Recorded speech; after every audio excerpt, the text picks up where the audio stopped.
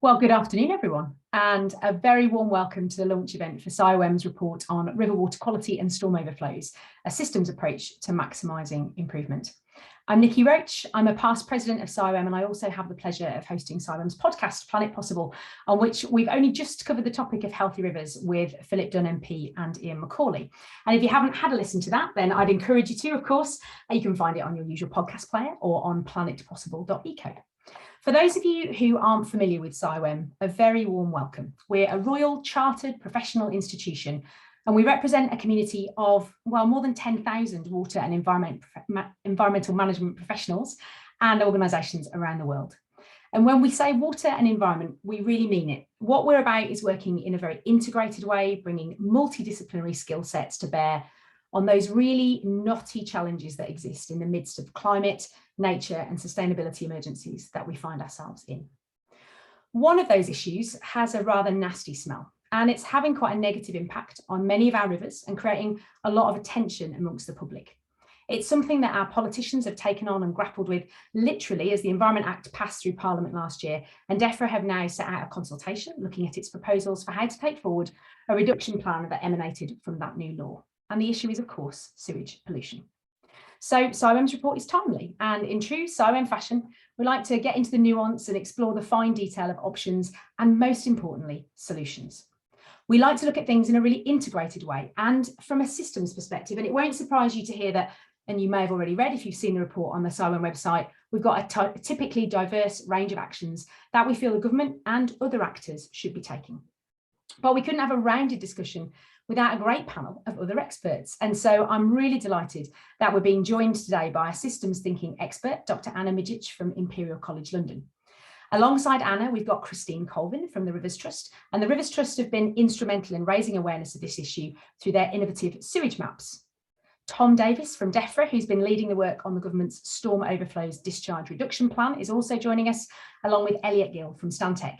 And Stantec delivered the cost assessment for the Storm Overflows Task Force, which is reflected in Defra's consultation. And last, but by no means least, Al Chisholm. And Al's our Director of Policy here at CIWEM, and he'll be kicking things off with a summary of his work and findings in a moment. But before we get on with those proceedings, let's just do a little bit of housekeeping. So the webinar is being recorded, and if you're not able to stay for the whole event, you can catch it on CIWEM's YouTube channel in the next couple of days. And of course, you can see all of our other digital events there too. If you have any technical issues and need assistance, then please just use the chat feature below to let us know what the problem is and what help you need, and we'll do our best to do that. But please just use chat for support, and then you'll also see a Q&A section. Please use that for your questions. We're going to go through all the presentations over the next hour and then leave half an hour or so at 4 o'clock for Q&A. So if you want a question asked, then pop it in the Q&A box, make it clear if there's a specific speaker that you'd like me to ask it to. And then if you can also use the upvoting function. So if you can spot questions that others have asked that you also want answered, just vote on those. We're going to be super democratic, so we'll ask the most popular questions. And for those of you that are using this for some CPD, then there's 1.5 hours of CPD attributable, but we aren't providing certificates. It's not accredited training. Okay, let's get stuck into this topic. I'm really looking forward to the next hour and a half. And to kick us off is Al Chisholm. Al's the Director of Policy here at CIWEM. And a couple of years ago, he said it's time we cut the crap on storm overflows. So let's see what he's got to say now, and get your SUDS bingo cards out, because I think there might be a few. So, Mr. Chisholm, over to you. Thanks, Nikki. Hi, everyone. Just share my slides. I hope everybody can see that. So I'm going to give you a real whistle-stop tour through the work that we've done and the findings and recommendations. Others of our speakers are going to fill in some of the extra detail and put some meat on the bones there. Before I start, I'd like to thank the Esme Fairbairn Foundation for their support for this work, Imperial College for doing the systems mapping, and Claire Vintner for doing the workshop facilitation. So unless you've been living under a rock for the past couple of years, sewage pollution from storm overflows won't be an issue that you're unaware of. But how did we get to this situation where the extent, the number of overflows is so unacceptable to the public? When our sewage systems were first built, they were built as combined sewers. Those combined sewers took the foul effluent from homes, from businesses into the sewer, and along with that, it took surface water, which drained off our roofs, off our streets and yards and other hard surfaces. All of that went away to a sewage works and was treated before being discharged into local watercourses. Now, those sewers had a certain capacity. If we take the London sewer system as an example, I think when that was initially built, the population was about 3 million people. It was probably designed for about a population of about 6 million, so there's a good bit of headroom in there. And of course, now we've got a population that's exceeded that, although not all of the sewers that serve that population do drain into that original sewage system. But it gives you an example of the headroom that was built into those systems. Nevertheless, under certain conditions, there would be a risk that those sewers could back up. And so we had these overflows there to act as what has been described as a kind of a pressure relief valve. The thing is, in the intervening years, various pressures have come about that have overall increased and ratcheted up. The pressure on those sewer systems and the spare capacity in them has reduced. Also, we haven't necessarily looked after them as well as we might have done. And as water users and consumers, we're putting some rather silly things down the drain sometimes, including wet wipes and fats, oils and greases. At the same time, we're seeing climate change, we're building more roads, we've just got more people living in a more densely developed and populated urban centres. And all of those factors are meaning that there's just not the same kind of capacity in those combined sewers that there used to be. There is some provision within regulation to direct water companies to increase the infrastructure provision to try and keep pace with that increased pressure. But I think it's fair to say that they haven't succeeded in keeping pace with the increased pressure. So what we have is a rather unsatisfactory situation in which nature is suffering, in which the local communities aren't able to make best use of their rivers from a recreational point of view. And it's really not an optimal situation. But where do we want to get to? Well, we want to get to somewhere that looks a whole lot better, and it is entirely possible through a wide range of interventions. If we start with sewage infrastructure, we need to increase the storage capacity within those networks. We need to improve the condition of the sewers so that there's less groundwater ingress into them. We need to change some of our water using behaviours so that we're putting less foul sewage into that sewage network. And we need to try and disconnect as much of the surface water drainage from those combined sewers as we possibly can. And building blue-green infrastructure into those built environments is a great way of doing that. Along with doing that, we need to increase the treatment capacity of our sewage treatment works. And if we can do all of these things in different combinations, then ultimately we should be in a place where communities and nature are both happier and healthier. So you're aware, it's a big issue. There's hundreds of thousands of kilometres of combined sewers in this country. There's about 21,000 storm overflows in England and Wales, 15,000 which are roughly in England. And over the past year or so, there's been roughly 370,000 odd discharges, lasting for, in combination, more than 2.7 million hours. So it's a big issue, as you well know, and it has provoked quite a strong policy response. And that really was a result initially of the work of Philip Dunn MP and his private members bill, which was the Sewage Inland Waters Bill back in 2019. And Philip Dunn, along with various campaign groups, got an awful lot of traction around this issue, such that I think it's fair to say government felt compelled to respond and to act. And that started off back in summer 2020 with the formation of the Storm Overflows Task Force. And around that time, the Environment Act was passing through Parliament, and it was a good opportunity to put some measures into that legislation to really try and force the hand of water and sewage companies to take greater action than they were doing to date. Now, a number of parties have argued that there was more than enough legislation out there in existence already. The problem was how effectively that was being monitored against and actually enforced. Nevertheless, I do think that a lot of the measures that have been introduced into the Environment Act are focusing attention and are really holding water companies' feet to the fire a bit more than previously they were. Nevertheless, most of these activities are focused on water and sewage companies.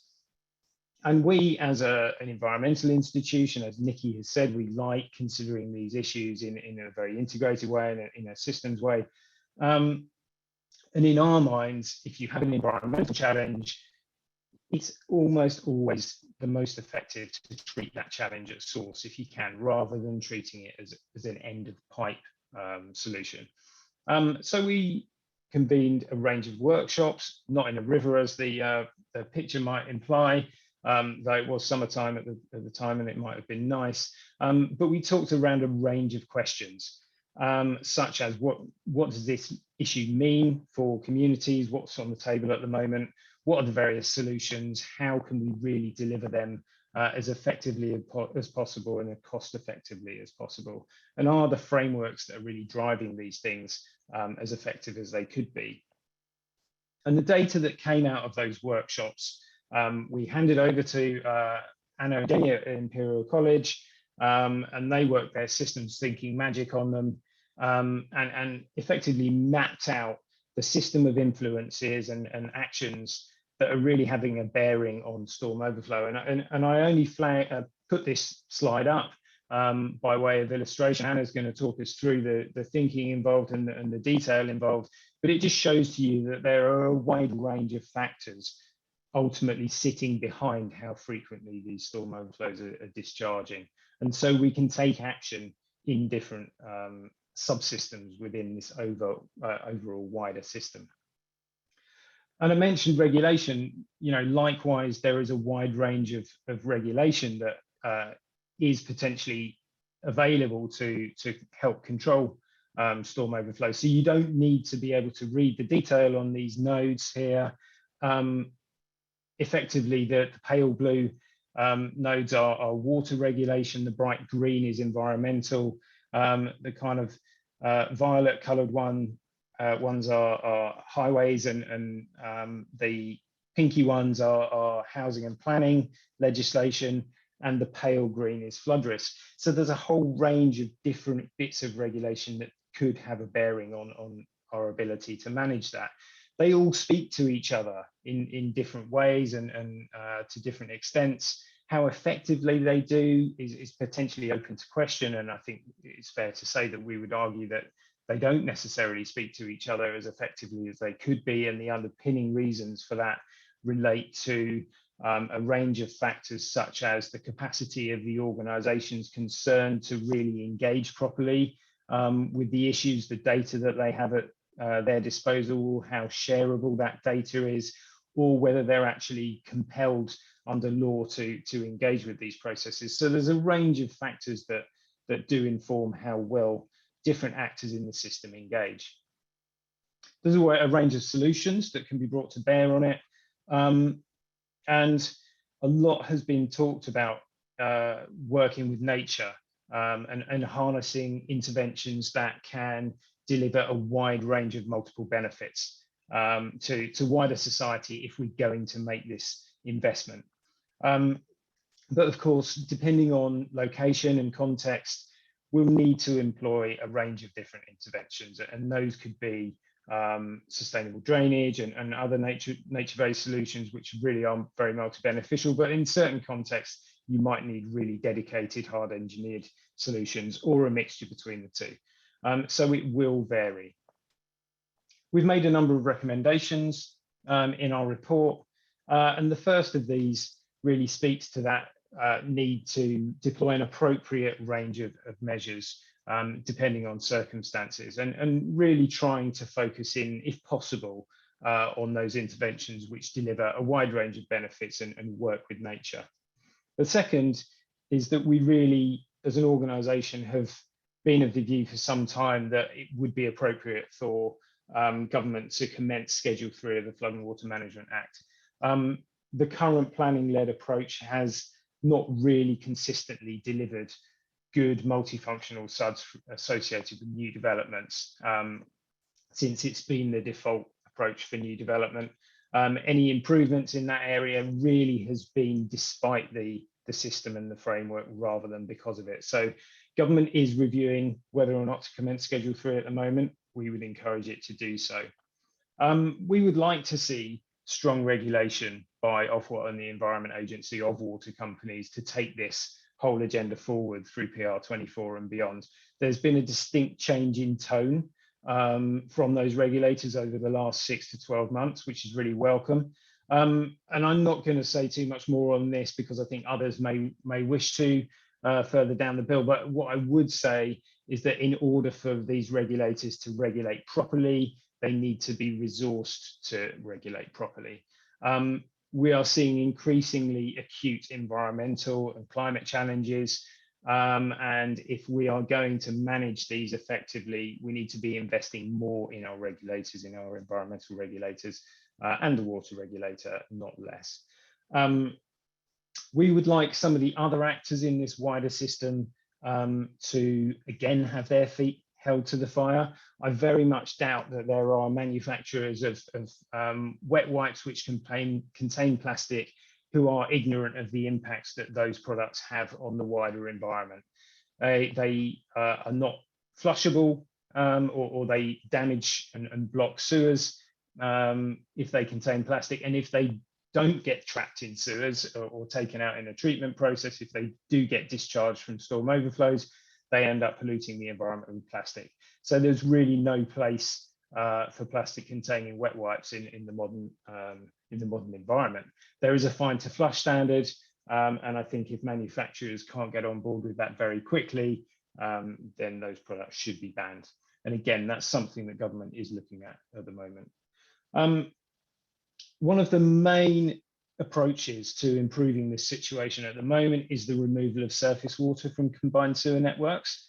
But yet we have this weird situation where we're not properly using that as an incentive to encourage water customers to disconnect their properties from combined sewer networks as far as they can. There are a handful of water and sewage companies who are charging customers based on their impermeable surface for their surface water drainage charge, and yet we also have a handful who aren't. It should either be an effective incentive or it should Ofwat believe that it's the fairest way to charge, but we have this weird situation where there's kind of a bit of a judgment call on whether it's worthwhile or not. That's something we think that the government should be taking a little bit more of a look at as well. The final set of recommendations relate much more to how those organisations who have a key role in managing surface water and water companies can link up effectively to effectively deliver best value for money when we're delivering mainly distributed SUD schemes. If you haven't seen it yet, I would really strongly recommend you have a look at the London Strategic SUDS pilot study.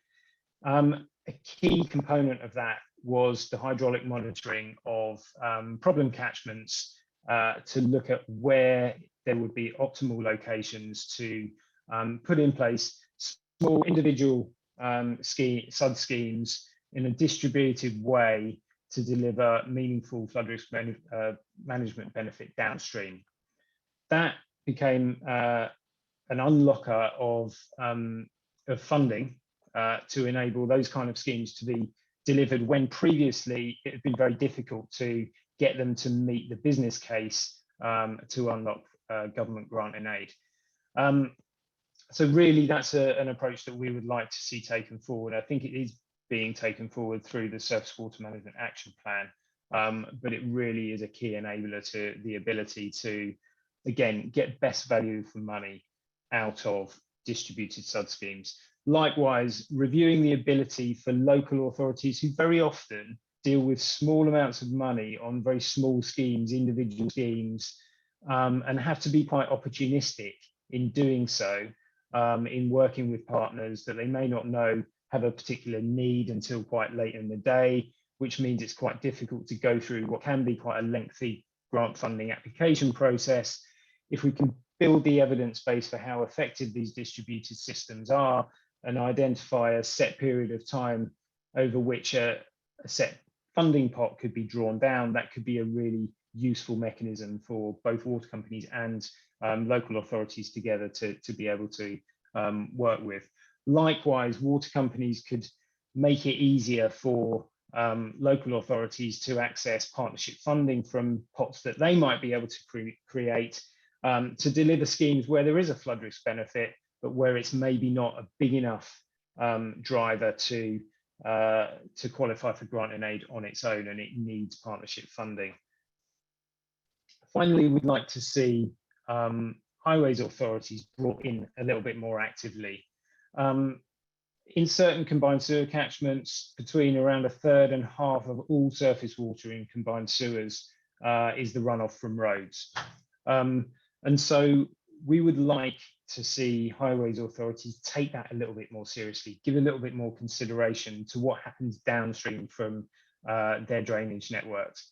And unfortunately, we feel that a legal duty may be required to actually get them to engage well enough so that when they're doing infrastructure renewal works or upgrades or putting in traffic calming schemes, they really actively look for the opportunities to put in place SUD schemes and other disconnection opportunities. So this is all about coordination, really, and being able to act in a synchronized way. And in the Greater London Authority, they have an infrastructure coordination service. I think they're looking at it in Harrow, a similar thing as well. And that looks to be potentially a really good model for helping to understand where infrastructure works are going to happen anyway, and try and achieve economies of scale or efficiencies from construction works or infill works. And working in opportunities to just put in small-scale SUD schemes within wider infrastructure works. So if those kind of initiatives are effective at a local scale, we'd like to see those rolled out nationally. So that's just a flavour of the recommendations that we've made. You can see the report as a whole on our website there. I've tweeted about it today, so you can follow me on Twitter and have a look there. But thanks very much. Brilliant. Thank you, Al. The joy of having Al on a podcast is you can edit him. The challenge of having him in real life is it's not possible. But no, you did a very good job in 17 minutes. We won't criticise you too much. But we're going to move on rapidly to get all the speakers in. So a very warm welcome to Anna Midgich. Anna is a reader in water systems integration and is the director of the Centre for Systems Engineering and Innovation at Imperial College London.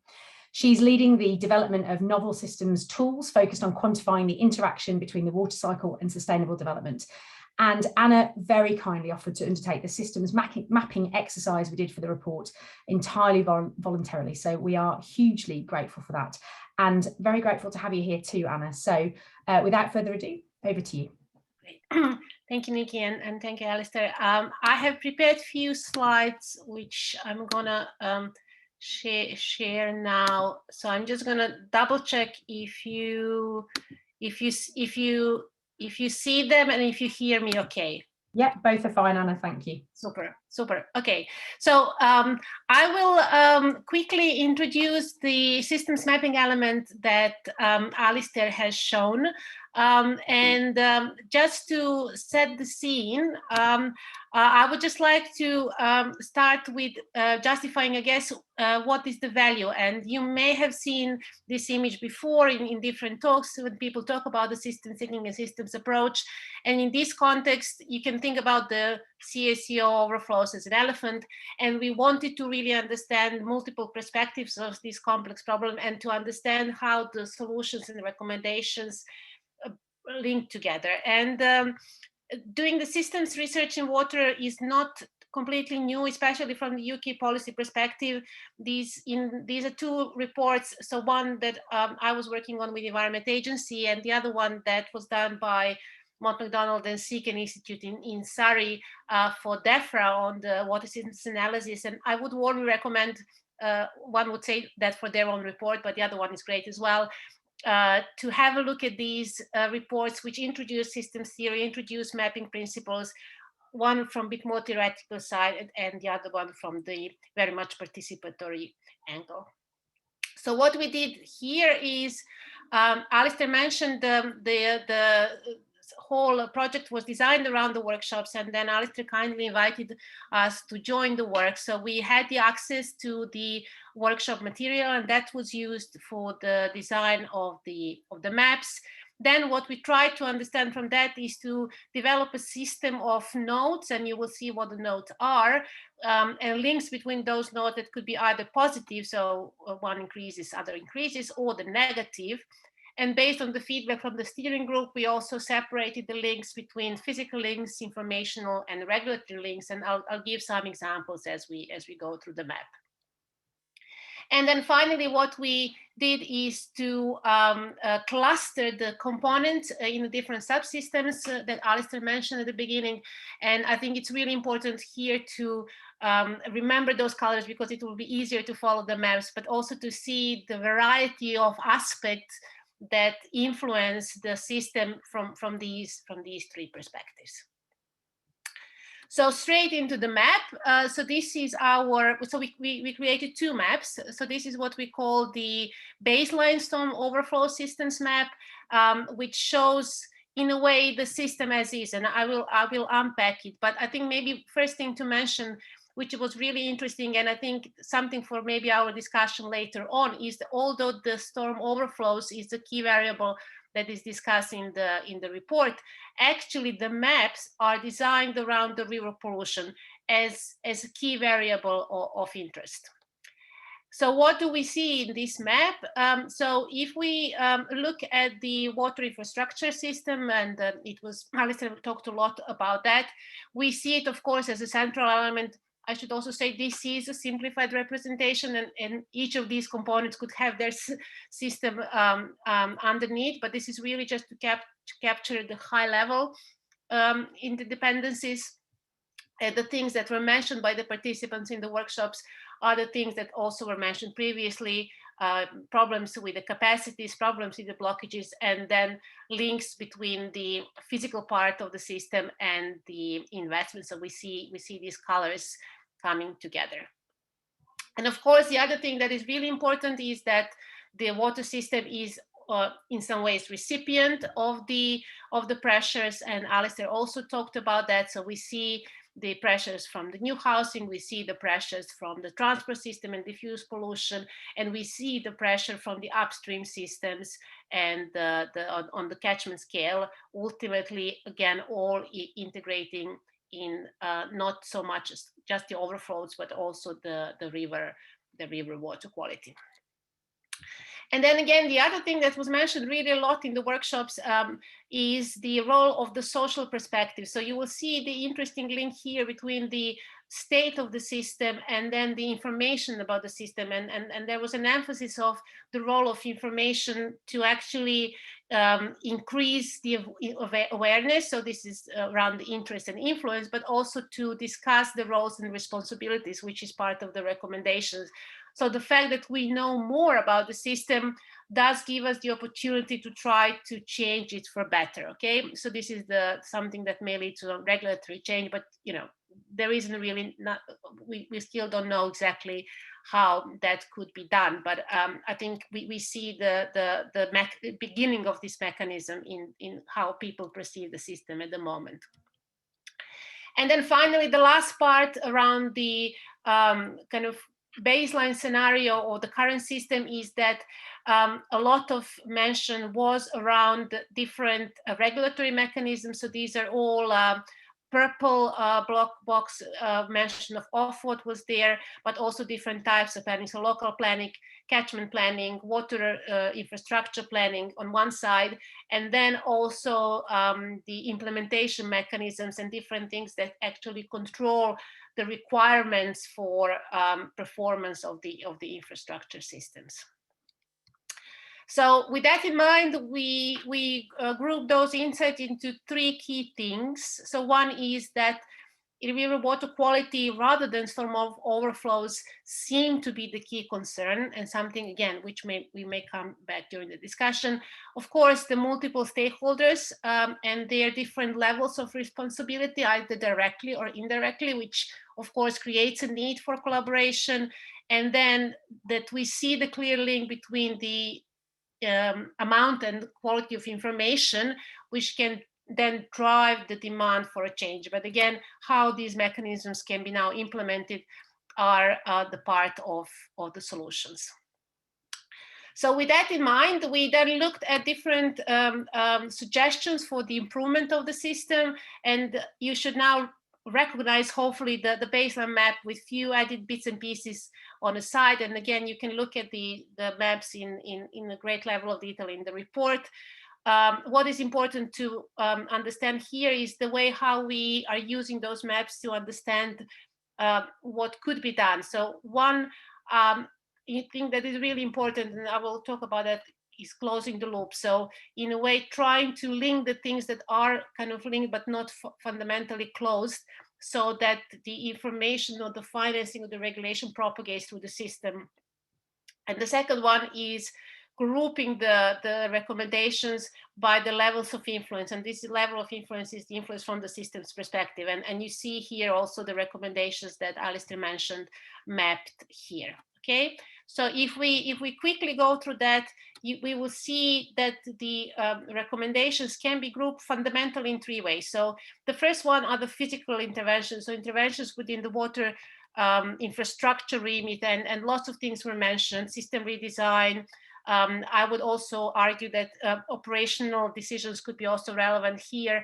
But again, from the system's perspective, because that's in the kind of bottom or at the kind of end of the problem, what that needs to do is to have the large-scale implementation for the really high-level impact. There could be potential restrictions, and the financing in the space, for example, was mentioned from the water company perspectives. And then maybe the most importantly, even if we would sort out everything on the water company side, the problem of the river pollution wouldn't go away completely. And then the second level of the influence is what we call implementation and information interventions. And this is where we are really scoping from that broader system and trying to understand where are the points of intervention which could really now make a change or design the change from the wider perspective. And Alistair mentioned the nature-based solutions, and the very reason for that is because they are linked to so many systems, they provide multiple benefits, and they have a very significant role to play. Alistair also mentioned controlling the sources of the pollution, so talking about the sewer blockages, talking about the area-based charging, and then one thing that I'm sure we'll come to in the discussion is around the integrated analysis, because if we want to look at the system holistically, then understanding those interdependencies, understanding how we prioritize the solutions is really important. And we have done some work on that, and we can discuss it in the discussion part. And then finally, if we look at the system holistically, this is really what the most difficult to implement but most influential interventions are done, and these are interventions around the financing. So Alistair mentioned joint funding and the green investments, then different implementation mechanisms, so thinking about the different constraints and different targets around controlling the pollution. And then Alistair also mentioned the collaboration mechanisms, and I would like to point you to the example around the Manchester Collaborative Agreement that has been signed, which is cited in the report, to have a look at how, at least from what I'm aware, an excellent example of formalizing collaboration between Environment Agency, United Utilities, and Greater Manchester Combined Authority in this case. So just to summarize the key findings from the solution side, I think we have to argue that the storm overflows problem extends considerably beyond the issue of water infrastructure, and the focus on water companies is right one, but not the only one. And we do see, and Alistair mentioned that, the role of other actors in the system, and particularly those that control the pressures on the system, to be a part of the solution as well. And then I would really like to emphasize this point around closing the loops, because changing or kind of trying to change one part of the system, if not coordinated with other elements, will not bring us to where we want to be, and that is long-term positive management of storm overflows.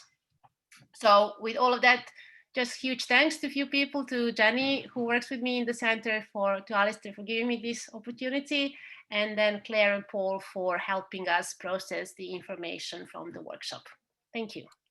Super. Thank you so much, Anna. I mean, fascinating stuff. And I hope somebody asked a question about integrated analysis of systems. Could somebody ask a question about that? Because I want to hear more about it. That was fascinating. And we're going to move on at a pace to get everybody in time. So huge thanks to Anna. And next up, we have someone who I think it's probably fair to say, although I'm sure you'll tell me if it's not, Christine, that you've been outraged by the state of our rivers, and certainly determined to engage the public with data in a way that they can easily absorb, and which will help them understand the impact of sewage discharges to rivers. So I am really delighted to welcome Christine Colvin, who is the Director of Partnerships and Communications at the Rivers Trust. Christine leads the strategic approach for communications that established the Rivers Trust movement as the leading environmental NGO for rivers and the preferred partner to help rivers and communities thrive. So Christine, without further ado, over to you. Thanks, Nikki, and hoping that you can all see my screen. So yeah, thanks, and thanks to CIWEM for getting this report out pretty quickly, and at such an important moment when we're all invited to comment on the Storm Overflows Discharge Reduction Plan as well, because I think it brings a lot of really important information together. And I rather suspect what I'm going to say now is just going to be, you know, a sort of a different slice of the same cake compared to Al and Anna and the different perspectives. But I hope it's useful nonetheless. So yes, I hope that our map, you know, as Anna described, the more that the better visibility that you have through these complex systems, the more responsive they are. And the Rivers Trust produced the map of storm overflows, or as they were called in 2019, combined sewer overflows. That shows the number of discharges and where this is happening around the country. And I think that that really helped to cement in the public's mind something that became very real, very relevant, something that was happening in their backyard and on the rivers that they enjoyed. And it's become obvious in the kind of public discourse around this issue that business as usual is definitely not an option. And it's also not an option just to see some small incremental changes and really a persistence of more of the same.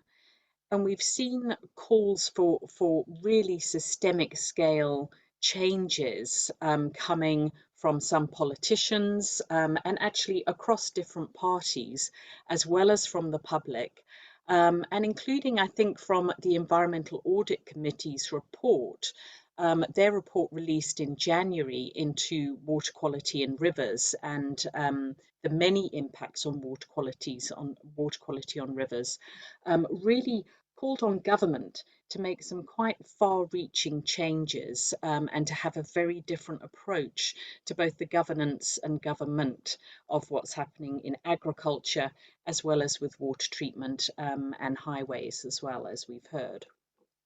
But this is our current situation, and changing it is really challenging. So, you know, there are lots of things that are currently preventing us from breaking into the future that we want, a future with clean and green and resilient towns and cities, communities and neighborhoods that are going to be better buffered against the shocks of the climate crisis in the future, and have a lot more amenity value, allow nature to recover, etc., you know, all in our local neighborhoods.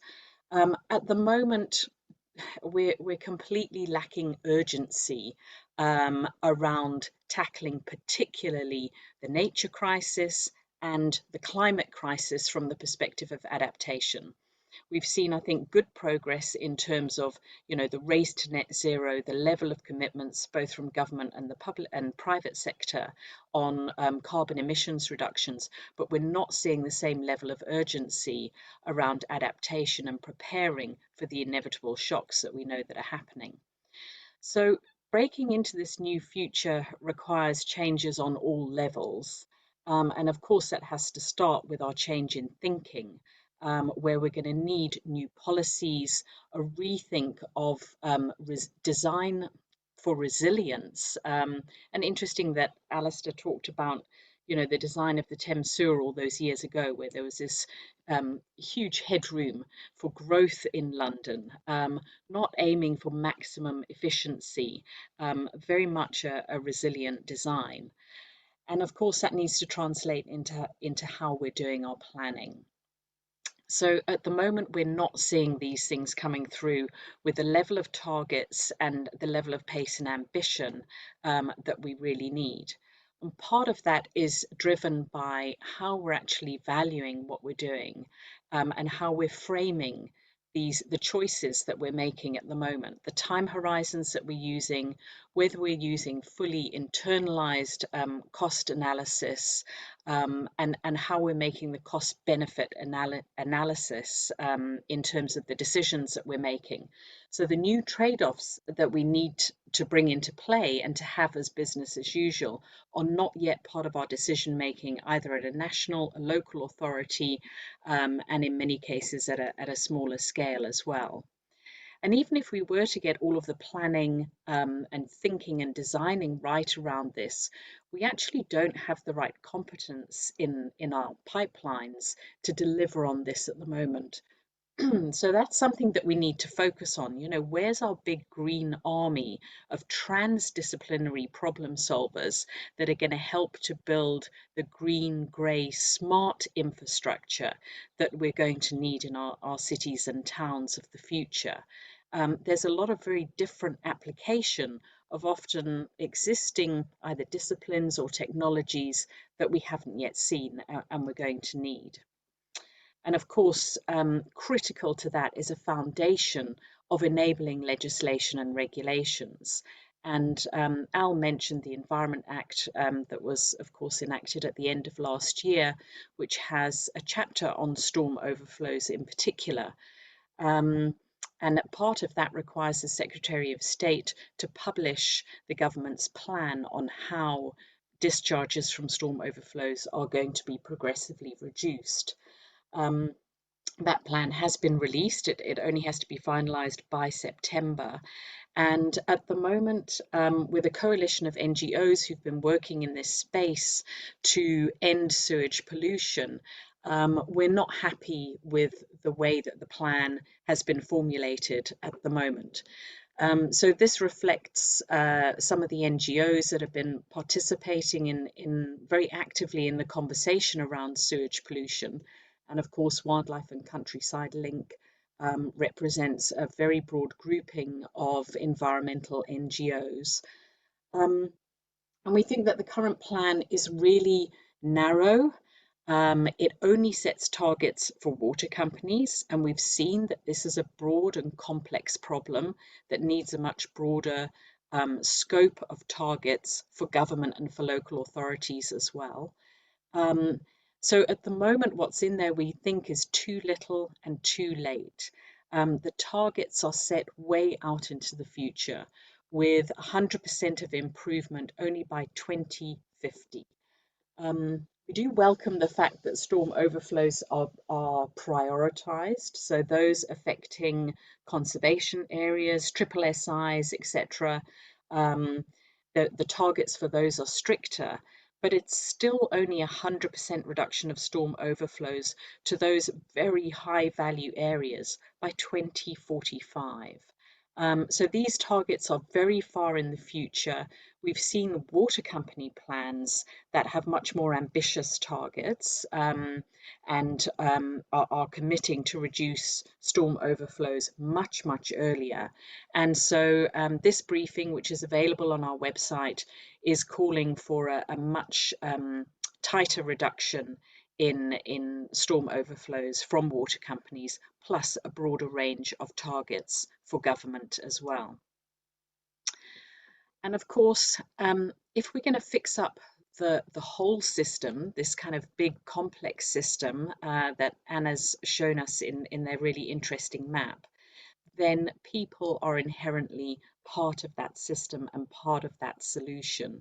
So there's kind of solutions that we would like to see being implemented much more widely, which would include sustainable drainage, would include a naturalization of the water cycle and a localization as well.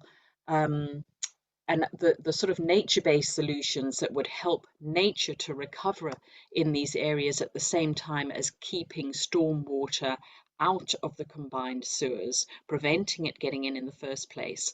This is going to require a whole lot of SUDs to be implemented at a community scale as well as at a household scale. So for people to be able to make choices and to get involved in actively participating in the solutions, we think that they have a right to know what's going on in the local neighborhood. They have a right to be able to measure and see the benefits and co-design some of that implementation as well. And if anybody hasn't yet seen our storm overflow map, we've now got 3 years of data on there. This is an example of the new tab that's on there that you can filter down at a constituency or water company level, and the sort of information that's given in there.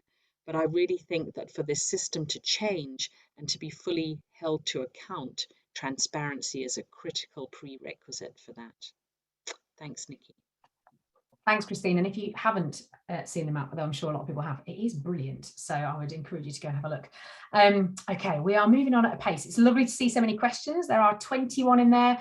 It's difficult, I know, when you're trying to listen to presentations and read questions. But what I would say is, if you can have a quick glance through them, and any that you think, oh, yeah, I'm keen to hear that too, click the little thumbs up button and it upvotes it. And it just means that way we're going to struggle to get through 21 in the time we've got, but it means we'll definitely get through the ones that are the most popular and you're most keen to hear from. So again, without further ado, we're going to move on. Thank you, Christine. That was excellent. This whole affair has been certainly quite a focus for government, I think it's fair to say. And most of you, certainly those of you in the UK, will know that Defra have got a consultation open right now on some of the things that it's proposing should be done to reduce storm overflows, as well as when those reductions should be achieved. And I think there's another week or so to respond if you haven't already. I'm sure Tom will tell us. He's nodding. That's good. So here to give you the lowdown on what and why, the what's and the whys and the wherefores really of that consultation is Tom Davis. Welcome, Tom. Tom's been working closely on Defra's thinking on storm overflows over the last year or so, and is the Defra rep on the Storm Overflows Task Force. He has the unenviable task of analysing a mountain of responses. He was saying over 1,000 just before the webinar started, and expected to rise. You have our sort of sympathies, and you're very welcome here, Tom. So the floor is yours. Over to you, sir. Thank you, Nikki. And I will just put my presentation up, so hopefully we can all see this. But yes, welcome everybody, and thank you for giving me some time to do a bit of a plug, if nothing else, on the Storm Overflows consultation. As Nikki very kindly pointed out, the consultation is open until the 12th of May. That consultation link has also gone into the chat, so those of you who have yet to respond will find all of the information that you need to respond to that before the 12th of May at that link. So I'm going to start with that short plug to please give us your thoughts, and we'll go into a little bit more detail as to what the plan entails and our thinking behind it. I thought I would start just very quickly by giving some background about how this came about. It's been covered in some of the other presentations, so I won't go into too much detail, other than to say that the Storm Overflows Task Force, which was set up and operational in 2019, and bringing forward its kind of initial proposals kind of midway through 2020, and setting a target to end the adverse impacts of storm overflows. And that was kind of the mission statement for the Storm Overflows Task Force. And we have been working with them on this consultation and coming up with what we feel should be done to tackle storm overflows. It has been highlighted that the consultation itself focuses primarily on the actions and targets that we have planning to set for the water companies. However, that is not the end of the plan. The plan has statutory requirements that are devised in the Environment Act, and there will be further actions that government will be taking, which will form part of the final plan. And I'll go into those in a bit more detail shortly. But first, and I promised I will be very brief for Nikki, so I'm going to whiz you through the headline targets, which are for the water industry.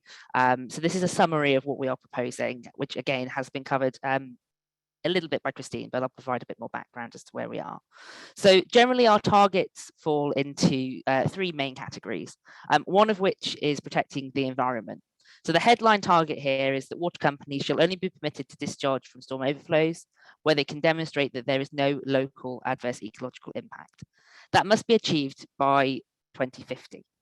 So we've set some sub-targets under here, and the headline target must be achieved for 75% of storm overflows to high priority sites by 2035, 100% of those high priority sites by 2045, and all storm overflow sites by 2050. So it's taking a prioritized approach to tackling the most harm first. And the idea behind this headline target is that no water body in England will fail to achieve good ecological status due to storm overflow discharges. And it also goes further to ensure there is no local impact rather than just considering the impact at the water body sampling point, which can be far away from a storm overflow. So the idea is that this will protect biodiversity at both a local and national scale and will result in the complete elimination of harm from storm overflows. So we feel this is an ambitious target. We are aware that there have been some discourse in the press and from our stakeholders, as Christine alluded to earlier, about the timeframes for this. I think the thing to say is that this is very much a minimum standard that we're consulting on, and what we are looking for as part of the consultation is to really understand what could be done while making into account all of the things that we've discussed around a systems-based approach and how we enable that in terms of capacity in the industry, in allowing good solutions to come forward. So as we know, over a 5-year planning period for the water industry, we need to make sure that there is sufficient plans in place to enable the good green SUDS-based solutions that we want to see, and that they are better planned and understood across the industry, and that will take some time. So while this might seem like it's a long way away, we also want to take into account that we don't just want poured concrete in order to fix this problem. We want a wide range of holistic solutions. Our second target is primarily looking at protecting public health in designated bathing waters.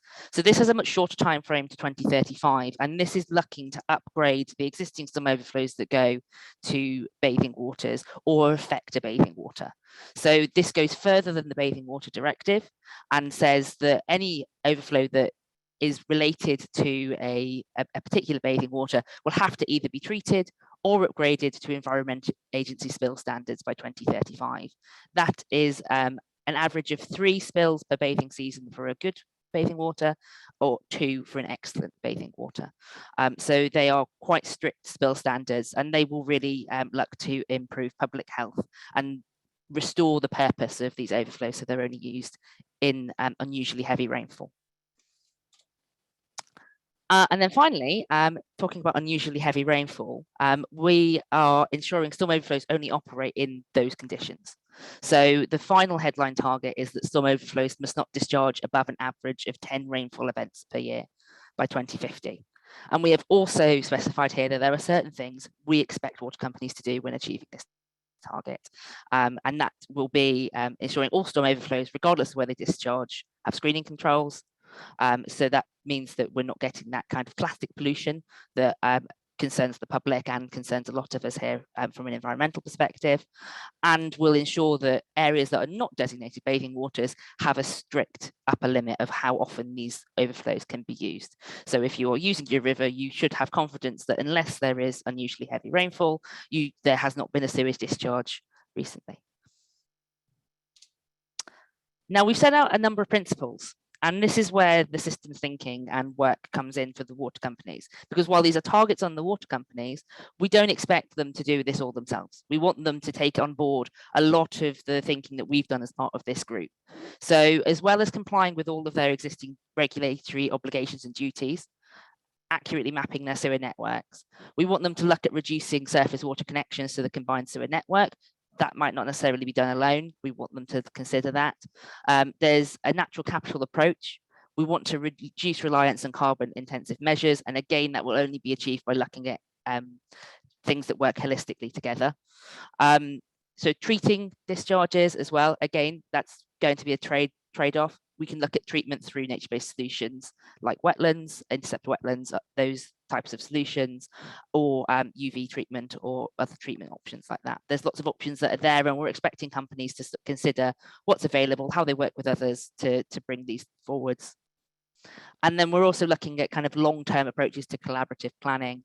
Most of you hopefully will have seen in the Environment Act the drainage and wastewater management plan provisions that are to become statutory and be called drainage and sewerage management plans. And they are to plan on a 25-year planning horizon. So that's a duty on the water industry to look at their networks and go, okay, how do we make this better? So we're really introducing that collaborative option. And we want innovative approaches. That goes without saying, that we want to see things coming forward that are good, but also balance the cost to the consumer as well. But we're not alone, and we need to enable these solutions to come forward. And I'm really heartened to hear in a lot of the presentations so far have mentioned what is in this kind of the second half of the consultation, which may not necessarily have targets associated with it, but will form part of the final plan, and there will be commitments around that. So looking at sort of streamlining the planning processes, so that's government supporting Ofwat and the Environment Agency to make faster progress. So that's moving from investigating an overflow to improving it more quickly. Rainwater management, we've spoken about the role of SUDs already today. We really want to ensure that rainwater is treated as a resource to be valued and discharged back to the environment as close as possible where it lands. So we've made some recommendations in that section of the consultation where we're already looking at the case for implementation of Schedule 3 of the Flood and Water Management Act. So that is considering things like who would be the responsible body for the upkeep of them, how do we make various aspects of that legislation work in practice, with a view to making that case for implementation. So that's due to report later this year. And then we've also got some recommendations that we're also considering and will form part of the final plan in terms of what recommendations we make. These are some of the things that are under consideration.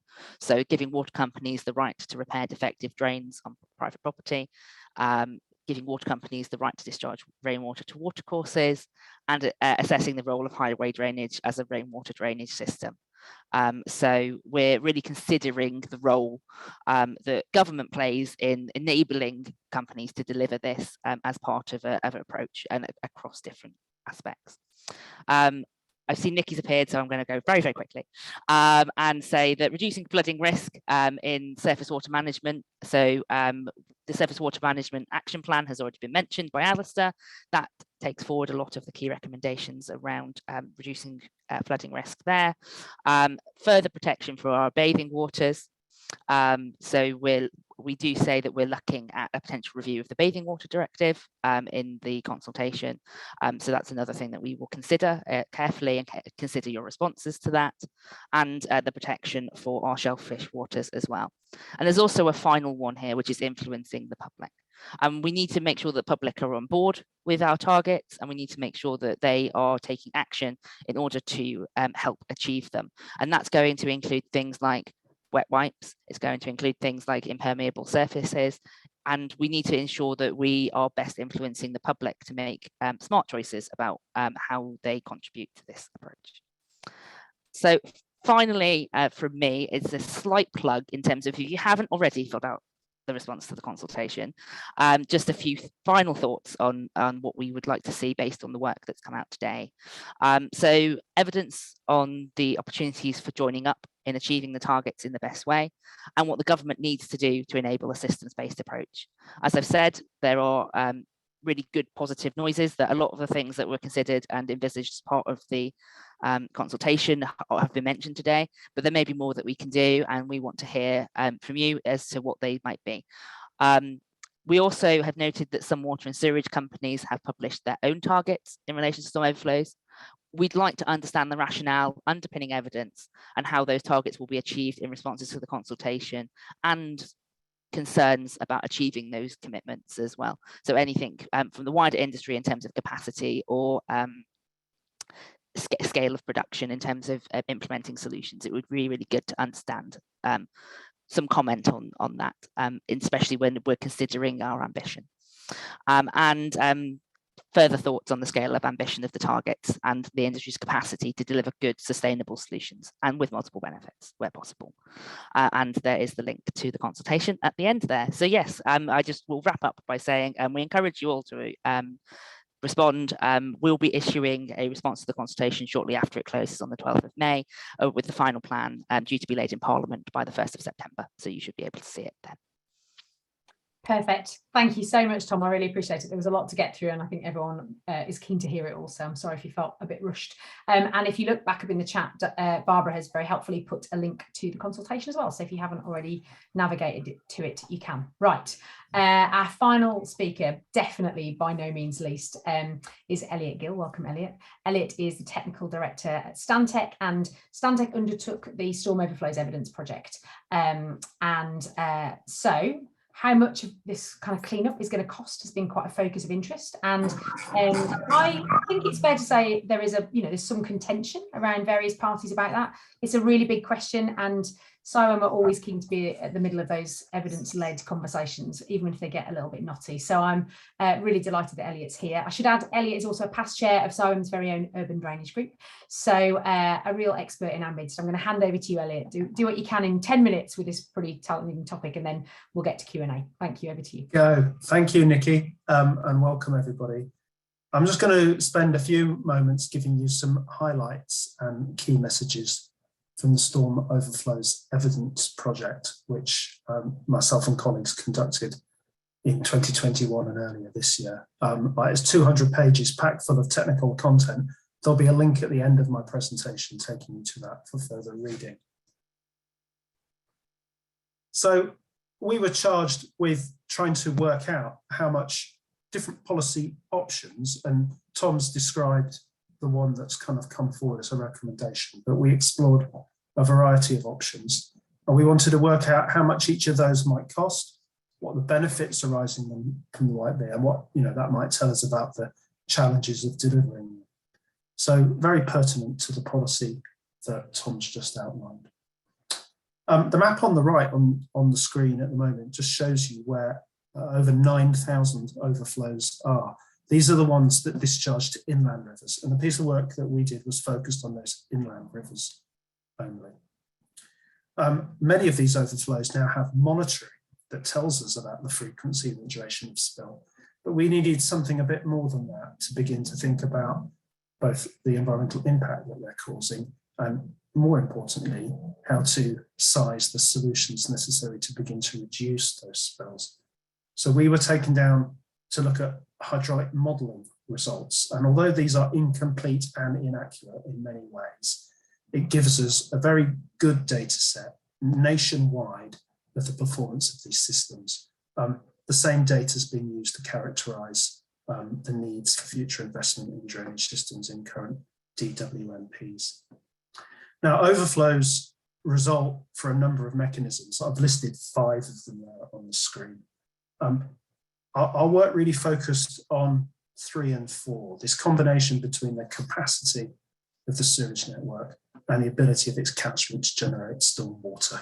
And if there's more storm water, then there is capacity, then there's spill. Some of those other causes are really important as well, and of environmental damage. But our work just looked at the impact of a certain type of spill. And it enabled us to produce a whole set of data, which I've just shown you quickly in those maps at the bottom. That is one of the ways in which we were able to quantify and map impacts that storm overflows have on river health, public health, and a social impact, what we like to call the yuck factor. Now, one of the important things we had to do here was size engineering solutions of a variety of types in order to control the frequency of spill and its impact. Of course, we couldn't do that kind of longhand everywhere.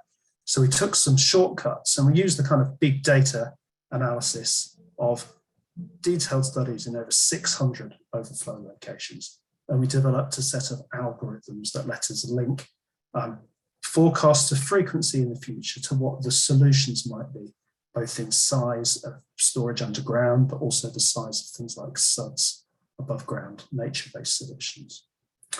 And that allowed us to develop a simple kind of predictive tool that said, you know, in the future, if we want 20 spills a year or 10 spills a year, we know what we'd need to construct at each overflow that would give us that result. And the table at the bottom here just gives you a small example of an overflow. And you can see the spill volume by annual spill frequency across the top. And then the storage that we would need if we were to do it conventionally with sewerage, that's the W option. And then alternatives, and I'll just go into this a bit more because it becomes relevant later, where we have a SUDS solution. So that is not SUDS on its own, it's some storage and SUDS. The SUDS plus solution was the control of 10% of the impermeable area of the sewer catchment by SUDS. And the SUDS plus plus is 50% management of surface runoff with SUDS. So these are immediately hybrid solutions. They're solutions that have some improvement to the capacity of our underground systems, but then in addition, a nature-based solution built onto the surface, controlling what enters. And through this analytical approach and applying some unit costs, we were able to generate some capital costs and operational costs estimates. We also, of course, wanted to think about the impact of these discharges on receiving water bodies. And this is this was done over thousands of water bodies all over the country, but this is what we did. We took the drainage catchment with their 4 overflows. Here's another one with a number of overflows, some of which are not going to rivers at all, some of them are going to the sea.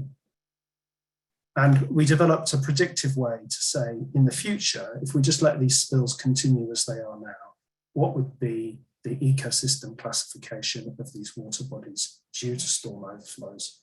And then we could trial the effect of different solutions to give a different water quality outcome. And you can see that here. So this is one of the benefits analysis that we did. And this shows you the number of water bodies in England falling into each of these categories here, high, good, moderate, etc., for different policies that we tested. So this is the 2020 baseline, the first column. If we zoom to 2050 and we apply climate change and other effects, we see a slight deterioration in water quality impact. And then as we impose, these refer to spill frequency controls, as we go from 40 to 20 to 10 to 5, you can see the length of water bodies, or the number of water bodies that are in poor categories, start to decline rapidly until eventually, when we have 0 spills, there's 0 impact.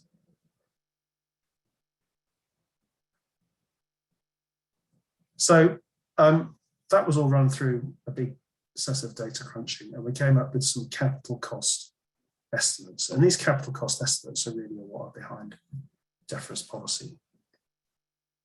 So just to explain this chart, we have the first red block here is the cost of doing this by altering the wastewater system only, improving sewage capacity.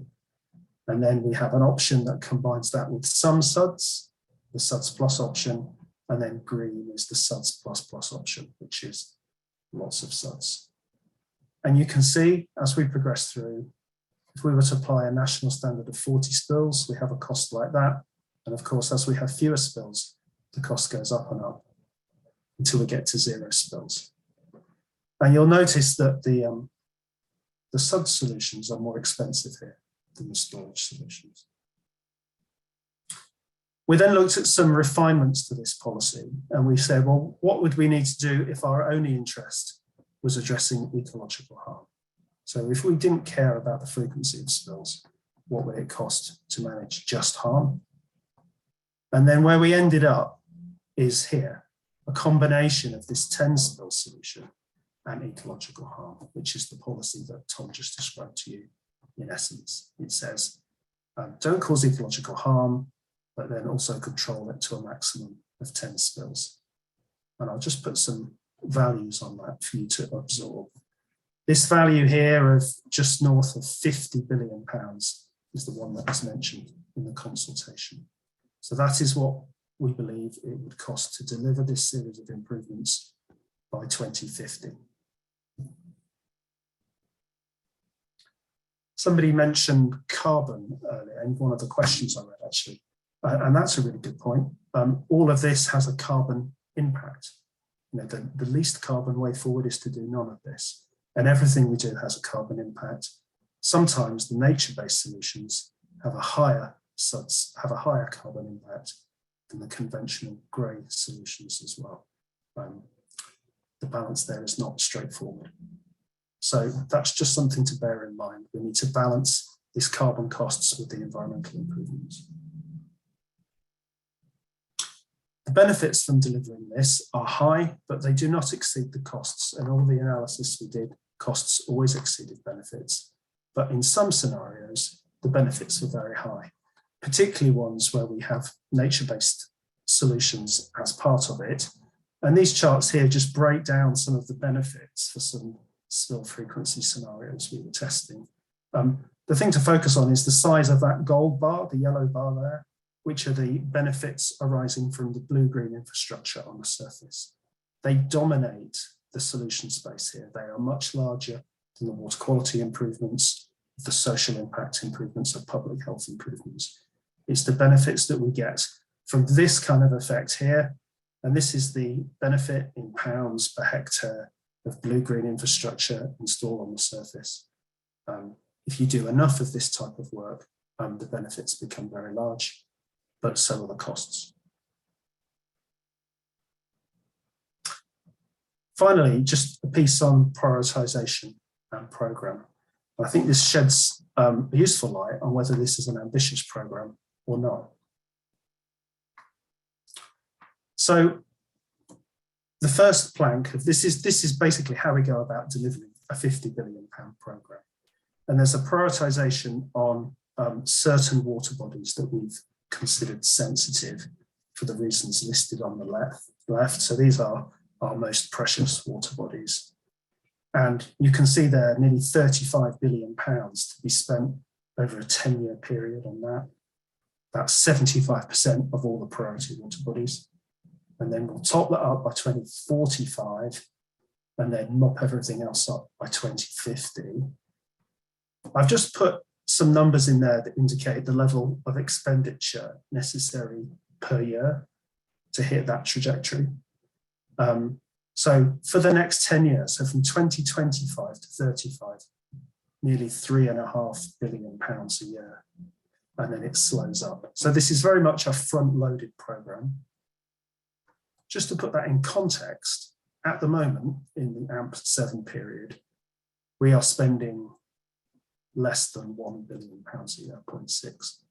So we're saying from 2025, we're going to see a 5 or 6-fold increase in the level of expenditure in storm overflow improvements compared to what we've had in the previous period. So there's all sorts of implications there for the workforce, the supply chain, for our capacity as a sector to deliver upon those improvements. So in my view, this is a very ambitious programme.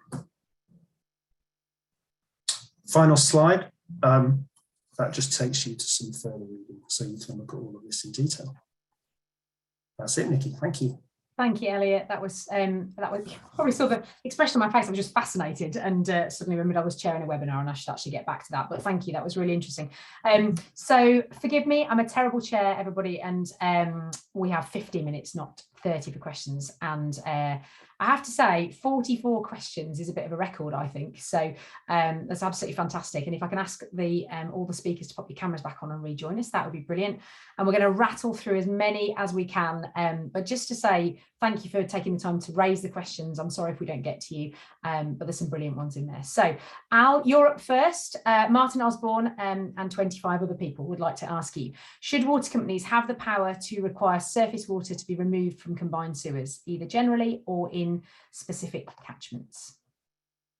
It's a really interesting question. I think it speaks to the fact that water companies don't always have massive control over the water that ends up in their networks. Whether or not they should, I think probably the answer, my view, is no, they shouldn't.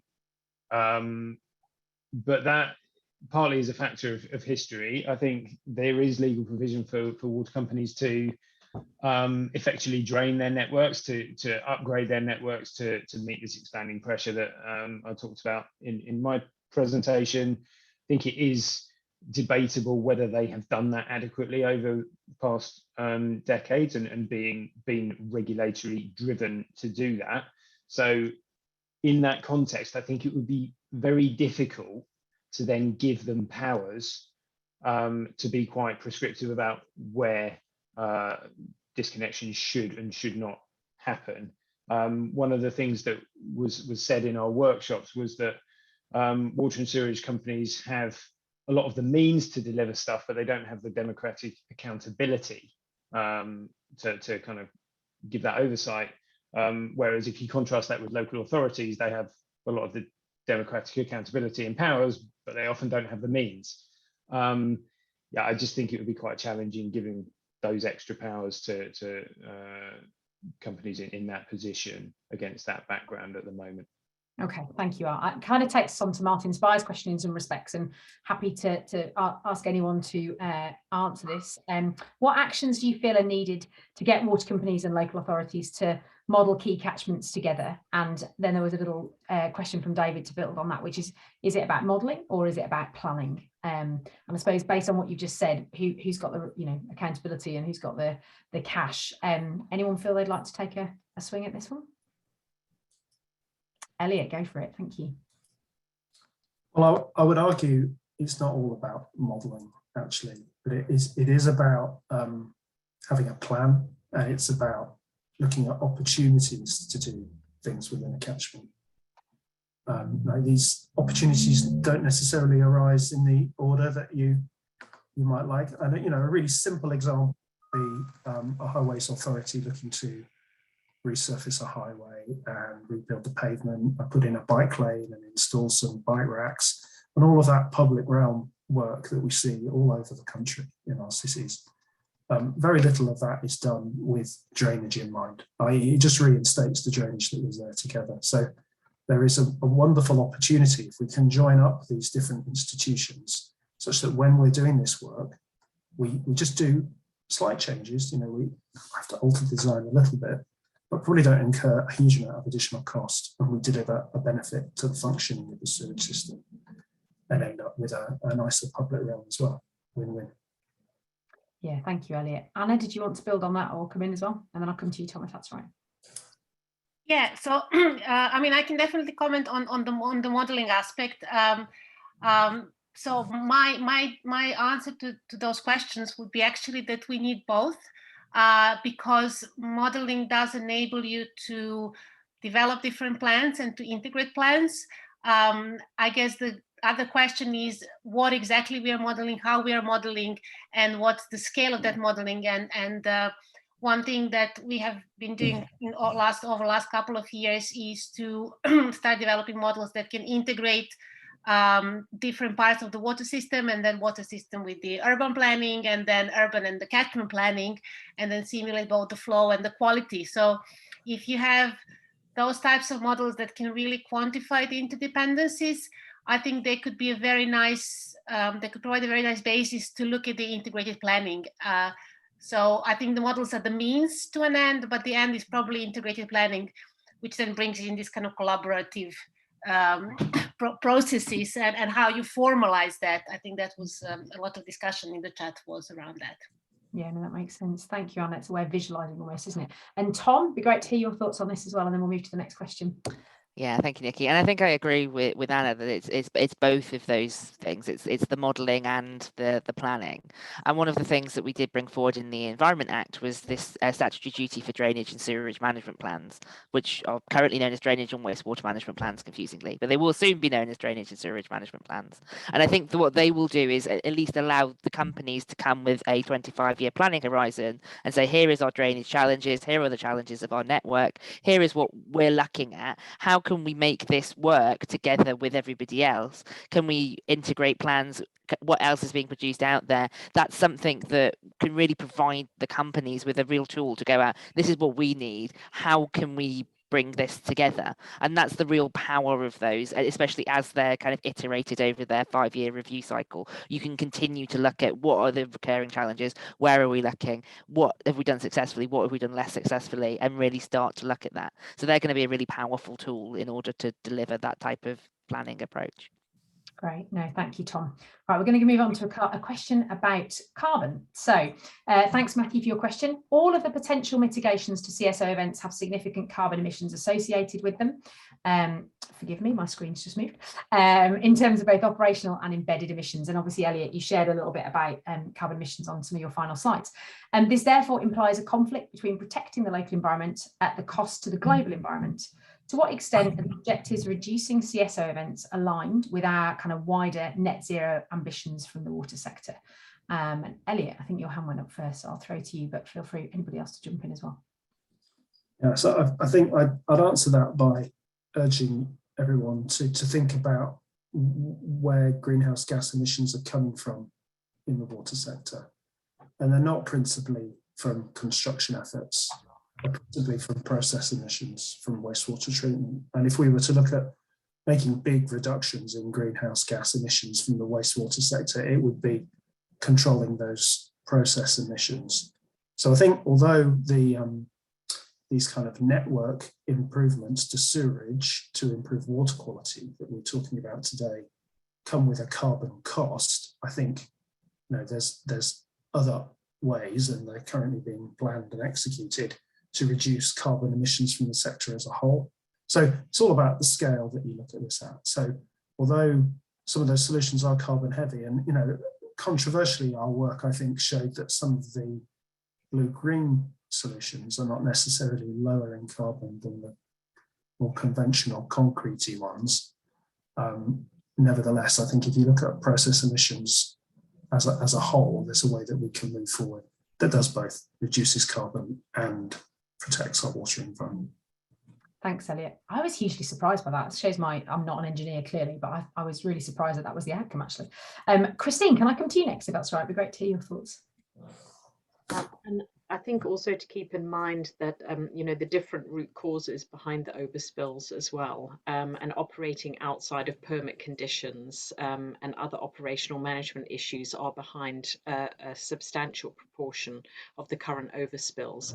So addressing those can come without an increase in the carbon footprint. I think we need to keep that in mind. And until we've got a full kind of categorization of what's the root cause behind the different overspills at different CSOs, it's difficult to really quantify the carbon footprint or the cost, financial cost in terms of addressing them as well.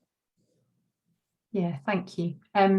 Al, do you want to come in and on the back of Christine's thoughts? Yeah, just very quickly to say, I'm sure a lot of the interventions do have an impact. Firstly, I don't think we can necessarily, given the overall carbon impact of the water industry, we can necessarily say, well, we have to choose between cleaning up rivers and not creating a carbon impact. I think we need to look at it over the long term and the benefits of recovering nature and what that might mean for wider carbon use or carbon emissions as well. The other thing is, certainly within the suite of our recommendations, I don't think there's probably too much of a carbon impact associated with improving public awareness of the impacts of fats, oils and greases disposal down the sewer, for example, or banning plastics in wet wipes and helping reduce those blockages, or dare I say, implementing Schedule 3 of the Flood and Water Management Act. That would be leading to more SUDs possibly. So Elliot, maybe I'll fall down there, but I doubt. So I do think there are a number of options if you take this systems perspective and look at all of the interventions points where you can take beneficial action, but it won't have a negative impact. Thanks, Al. That's really interesting. And we're going to move on to a customer question, actually. I was really interested to see, Elliot, you talking about, sorry, in fact, Tom talking about influencing customers. And I was struck by the fact that actually I feel like customers are influencing us as a sector a huge amount more. Actually, at the moment, it's kind of going in the opposite direction. So I think it's great that we're thinking about customers and they're part of the conversation. And the question that I wanted to pose to you is, what's CIWEM's view, although I'd be interested to hear others, of course, on the potential for customer bill increases. Elliot showed us some pretty stark numbers over the next few AMPs. In the midst of a cost of living crisis that we find ourselves in at the moment. So any reflections on that? And maybe Al, if I can throw to you first, because it's what's CIWEM's view, but of course, really happy to hear anybody else's take on this as well. Sure, okay, thanks.